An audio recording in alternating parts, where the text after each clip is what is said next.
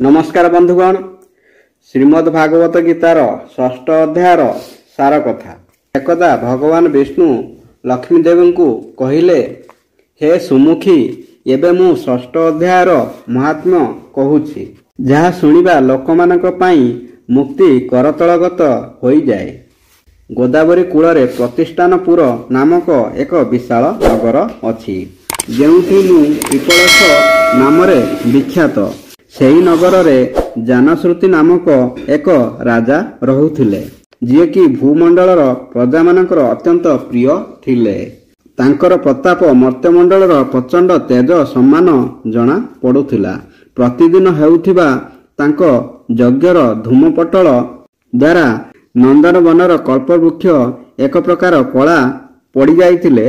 सते जेपरि सेमाने राजांकर असाधारण दानशीलता देखि लज्जित होई जाइछन्ति। तांकर यज्ञरे उपलब्ध पुरतांश रस आस्वादन पाई सदा आसक्त हेबा कारण जोगु देवता माने केबे हेले प्रतिष्ठानपुर त्याग करी बाहर को जाती नाही। तांकर दान समय जलर धारा प्रताप रूप तेज एवं यज्ञर धूमरे पुष्ट होई मेघ ठीक समय वर्षा करुथिला। सेही राजांक अमलरे शस्य को क्षति पहुंचाउथिबा 6 प्रकार उपद्रव पाई केउठारे मध्य टिकिए हेले स्थान मिलु नथिला एवं स्वच्छ नीति सर्वत्र प्रसार हेउथिला। बांफी कूप एवं पोखरी खोलाइबा बाहनारे प्रतिदिन से पृथ्वी भितर थिबा निधि समय अवलोकन करुथिले। एकदा राजा दान तप यज्ञ एवं प्रजा पालन रे संतुष्ट होई स्वर्गर देवता माने तांकु वर प्रदान करिबाकू आसिले। से कोमलमाल सम्मान उज्जवल हंस रूप धारण करी आपना डेणा हलाई हलाई आकाश मार्ग रे उड़ीबाकू लागिले। बड़ चंचल उड़ुथिबा अवस्था सबु हंस परस्पर मध्यरे कथावार्ता हेउथांती। एमानक मध्यरे भद्रासो आदि 2-3टी हंस अति बेगरे उड़ी आगकू चलीगले। सेतेबेले पछरे थिबा हंस माने आगरे जाउथिबा हंस मानकू संबोधित करी कहिले, अरे भाई भद्रसव, तुमे क्षिप्र बेगरे अति आगकू काहेकी चलीगल? यही पथ बड़ दुर्गम, तेणु आमे समस्ते सांग होई जिबा उचित। तुम्भकू देखा जाऊ नाही कि एही सामनारे पुण्यमूर्ति महाराज दानश्रुतिंकर तेजपुंज अत्यंत स्पष्ट रूपरे प्रकाशमान हेउछि, तेणु आमे सावधान होई जिबा उचित।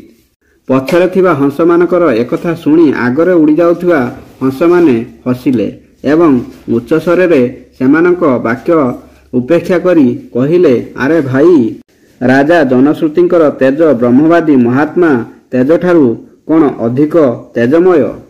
हंस मानकर उक्त कथावार्ता शुणी राजा जानश्रुति आपणार उच्च महलर छातरू ओह्लाई आसिले एवं सुखपूर्वक आसन उपरे विराजमान करी आपना सारथी को डाकी कहिले, जाओ महात्मा रैकंकु एठाकू नहीं आस। राजांकर एही अमृत तुल्य आदेश पाई मोह नामक सारथी प्रसन्नता प्रकट करी नगररू बाहरिला। सर्वाग्रे से मुक्तिदायिनी काशीपुरी को यात्रा कला, जेउठारे जगतर स्वामी भगवान विश्वनाथ लोकमानकु उपदेश देई आसुथांती।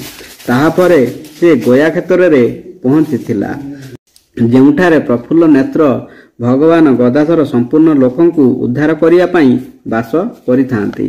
तदंतर नाना तीर्थ मानंकरे भ्रमण करी सारथी पापनाशिनी मथुरापुरी को गला। यह भगवान श्रीकृष्णंकर आदिस्थान अटे, जे कि परम महान एवं मोक्ष प्रदायक अटे। वेद एवं शास्त्र रे एही तीर्थ त्रिभुवनपति भगवान गोविंदंकर अवस्थान नामरे प्रसिद्ध अटे। नाना देवता एवं ब्रह्मर्षि एठारे उपासना करिथांती। मथुरा नगर जमुना तीर रे शोभा पाए। यार आकृति अर्धचंद्र परी प्रतीत हुए। यह सबु तीर्थर निवास रे परिपूर्ण परम आनंद प्रदान करुथिबा कारण जोगु सुंदर प्रतीत हुए। गोवर्धन पर्वत थिबारु मथुरा मंडलर शोभारे आहुरी वृद्धि होइथाए। ताहा पवित्र वृक्ष लतारे आवृत अटे। एथिरे 12टी वन अछि। सेमाने परम पुण्यमय तथा समस्तଙ୍କ विश्रामदाता तथा वेदर सारभूत भगवान श्रीकृष्णଙ୍କର आधारभूमि अटे।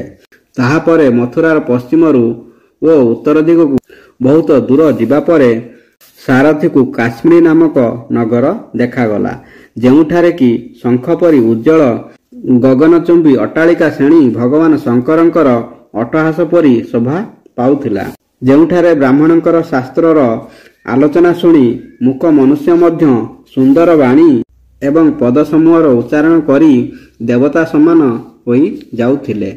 ନିରନ୍ତର ହେଉଥିବା ଯଜ୍ଞ ଧୂମରେ ବ୍ୟାପ୍ତ ଆକାଶମଣ୍ଡଳ ବର୍ଷାରେ ଧୋଇ ହୋଇ ମଧ୍ୟ ନିଜର କାଳିମା ଛାଡୁନଥିଲା।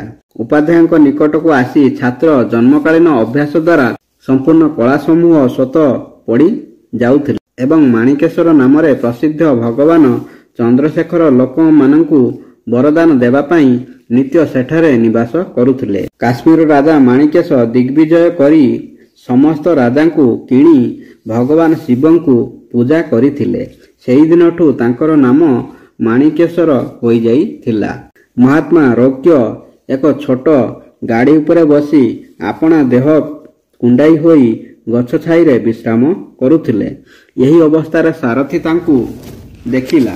ରାଜାଙ୍କ ଦ୍ୱାରା ଦିଆଯାଇଥିବା ବିଭିନ୍ନ ସଂକେତ ଦ୍ୱାରା ସେ ଅତିଶୀଘ୍ର ରୋକ୍ୟଙ୍କୁ ଚିହ୍ନି ପାରିଲା ଏବଂ ତାଙ୍କ ଚରଣରେ ପ୍ରଣାମ କରି କହିଲା, ହେ ବ୍ରହ୍ମନ୍, ଆପଣ କେଉଁ ସ୍ଥାନରେ ରହନ୍ତି? ଆପଣଙ୍କର ପୁରା ନାମ କ'ଣ? ଆପଣ ତ ସଦା ସ୍ୱଚ୍ଛନ୍ଦରେ ବିଚରଣ କରିବା ଲୋକ, ତେବେ ଏଠାରେ କାହିଁକି ବିଶ୍ରାମ କରୁଛନ୍ତି? ଏହି ସମୟରେ ଆପଣ କ'ଣ କରିବାକୁ ବିଚାର କରୁଛନ୍ତି?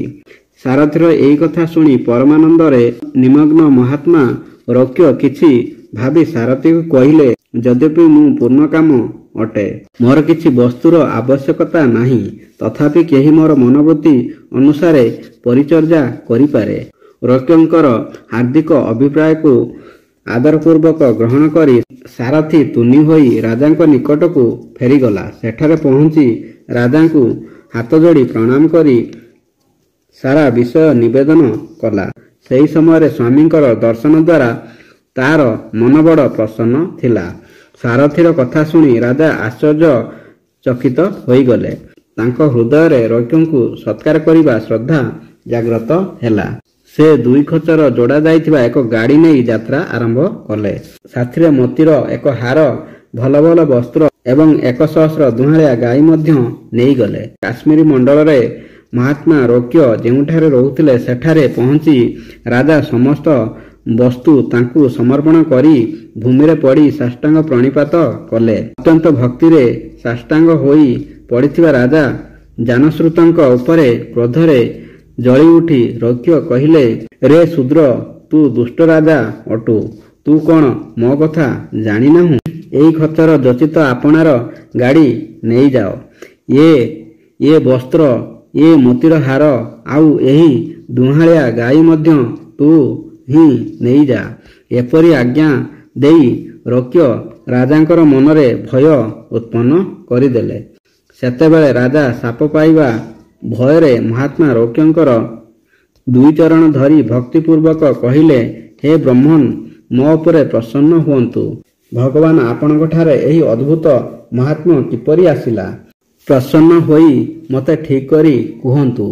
ରୋକ୍ୟ କହିଲେ, ହେ ରାଜନ୍, ମୁଁ ପ୍ରତିଦିନ ଗୀତାର 6ଠ ଅଧ୍ୟାୟ ଜପ କରୁଛି। ତଦ୍ୱାରା ମୋର ତେଜରାଶି ଦେବତାମାନଙ୍କ ପ୍ରତି ମଧ୍ୟ ଦୁଃସହ ହୋଇଅଛି। ତାହାପରେ ପରମ ବୁଦ୍ଧିମାନ ରାଜା ଜାନଶ୍ରୁତି ଯତ୍ନପୂର୍ବକ ମହାତ୍ମା ରୋକ୍ୟଙ୍କଠାରୁ ଗୀତାର 6ଠ ଅଧ୍ୟାୟ ଶୁଣି ଅଭ୍ୟାସ କଲେ। ଏହାଦ୍ୱାରା ତାଙ୍କୁ ମୋକ୍ଷ ପ୍ରାପ୍ତ ହେଲା। ରୋକ୍ୟ ପୂର୍ବପରି ମୋକ୍ଷଦାୟକ ଗୀତାର 6ଠ ଅଧ୍ୟାୟ ଜପ କରି ଭଗବାନ ମାଣିକେଶ୍ୱରଙ୍କ ନିକଟରେ ଆନନ୍ଦ ମନରେ ରହିବାକୁ ଲାଗିଲେ। ହଂସରୂପ ଧାରଣ କରି ଭଗବାନ ଦେବା ପାଇଁ ଆସିଥିବା ଦେବଗଣ ଏହା ଦେଖି ବିସ୍ମିତ ହୋଇ ସ୍ୱେଚ୍ଛାପୂର୍ବକ ସେଠାରୁ ଚାଲିଗଲେ। ଯିଏ ଏହି 1 ଅଧ୍ୟାୟ ସଦାବେଳେ ଜପ କରେ ସେ ମଧ୍ୟ ଭଗବାନ ବିଷ୍ଣୁଙ୍କର ସ୍ୱରୂପକୁ ପ୍ରାପ୍ତ ହୁଏ, ଏଥିରେ ଟିକିଏ ହେଲେ ସନ୍ଦେହ ନାହିଁ। ବନ୍ଧୁଗଣ, ଭିଡ଼ିଓଟି ଭଲ ଲାଗିଲେ ଭିଡ଼ିଓକୁ ଗୋଟିଏ ଲାଇକ୍, ସେୟାର ଏବଂ ଆମ ଚ୍ୟାନେଲକୁ ସବସ୍କ୍ରାଇବ୍ କରିବାକୁ ଭୁଲିବେନି। ଧନ୍ୟବାଦ। ଜୟ ଶ୍ରୀକୃଷ୍ଣ।